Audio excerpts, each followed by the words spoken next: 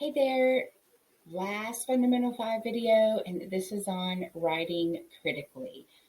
As a former ELAR teacher, this is something that is near and dear to my heart. But I know if you're not an ELAR person, that teaching writing or having your kids write may not be something that's comfortable for you, especially when they balk at it. So hopefully this will give you some ideas to see that writing isn't so bad and why it's so important. So critical writing can take many different forms. Organizing, making a list, clarifying, defending an answer, refuting an answer, analyzing, dissecting, connecting, expanding on ideas or concepts. All of those are ways that you can get kids to critically write. So, why is it important that we get our students critically writing? Well, we want our students to learn, right? And so, if they write about it, then that increases their knowledge and their ability to recall it later. On a regular basis, it increases literacy skills. And there's so much talk about what's going to happen in the future when these kids can't read and they can't write because they're used to getting everything on Google. Well, we can make a difference in that. We can have our kids reading and writing. We can have them writing every day, and that's going to increase their overall literacy skills. And when we do that, then that is life changing. It's going to help our high students, but it's going to be life changing for your ESL and your left students. So this is so important. So it doesn't have to be an essay every day. It doesn't even have to be a paragraph every day. We use all kinds of writing, and we want to provide that opportunity for our students to do the same. So they can write a list. It can be a comparison paragraph, a short 2-sentence summary, a mind map or a diagram where they write things in, an exit ticket, answers to short answer questions, and ask them to write an email, ask them to make a fake social media post.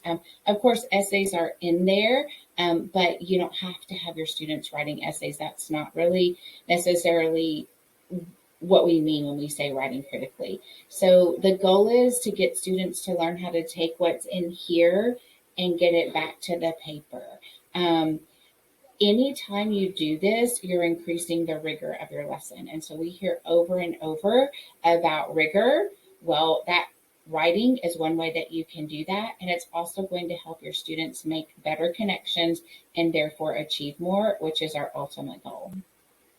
So a couple of strategies that you can begin to use right now, and one just came across my email box this week, and it's called retrieval practice. And there's a lot of research that I read, but basically the more you ask them to recall, the more likely they're going to retain it. And then when we take that retrieval and then we ask them to write it down, it's even more powerful. So at the beginning of every class, as your warm up do now, you can ask students to write as much as they can remember about what we did or what they did in class yesterday. So instead of just saying, hey, does anybody remember what we did yesterday? Have them to write it down. And then to even increase that better, have that and compare it to what their friends wrote and add anything that they didn't write that their friends did on their notes. It's really going to help them remember better.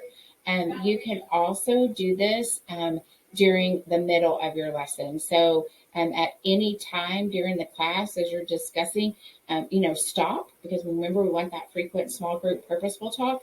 What are 2 things you've learned so far today? Write it down, talk about it with your partner. What are 2 things you learned yesterday? That's going to help them again, keep going back. What are 2 takeaways from this week? Something you can ask on Friday or, Wednesday during the middle of the week. What do you think we're going to need to know next? So lots of ways you can just get that built in during the middle of your lesson. One good thing, good feature that you all have access to is the Google Classroom question feature. And you can set it to where the students can see each other's answers. And the benefit of that, you might think, oh, well, they're going to cheat. But if you're asking good questions and open-ended questions, not necessarily. And they usually can't see it until after they've already answered. But it gives the students the opportunity to see exemplar responses. And you can even pull those up on your projector to show kids this is an example of what I want to see. And then going back to that recognizing and reinforcing, you can also say, this, Susie, that answer is much better than you wrote yesterday. I like how you got to, 3 complete sentences this time instead of just one. So you can also recognize improvement. I've written on here some sentence stems for you that you can begin with. I tried to get some that I knew would cover more than one subject. I'm thinking that last one where it says which details blank are the most important and why.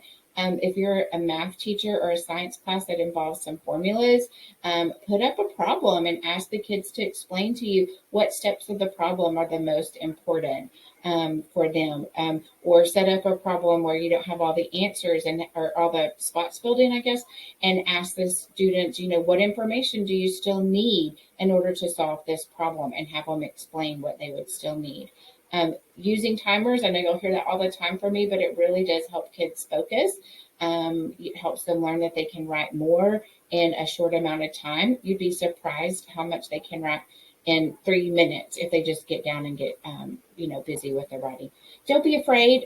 Don't be worried. It doesn't have to be perfect. You don't have to be grading for grammar, but eventually we do want you to have those higher standards of capitalization, punctuation. But in the beginning, we just want them to get comfortable. So don't even worry about that stuff. Let's just get our ideas down first, and then we can help them with the other stuff. Discuss strategies in your PLC about how you can get your kids writing. What are your teammates doing to get their kids to writing more?